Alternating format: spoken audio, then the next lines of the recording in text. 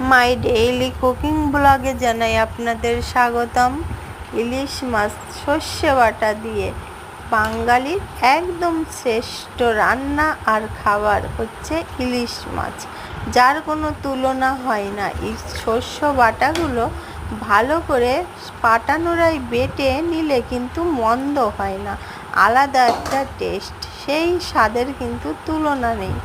যাই হোক, দেখুন শস্য বাটাগুলো ছেঁকে আমি কিন্তু একটা তাই বসিয়ে দিয়েছি, সাথে দিয়েছি লবণ, হলুদ আর সরিষার তেল, কাঁচা লঙ্কা বাটা দিয়ে মাছগুলো ভালো করে পাতিয়ে দিচ্ছি, মাছের মাথাগুলোও পাতিয়ে দিচ্ছি। আর যেহেতু অনেক পদ রান্না হয়েছে, তার জন্য কিন্তু আমি বেশ ঘন করে পাতুরির মতো করে নামিয়ে দেব, আর রেডি হয়ে যাবে সর্ষে ইলিশ। ভালো লাগলে অবশ্যই চ্যানেলটি সাবস্ক্রাইব করবেন।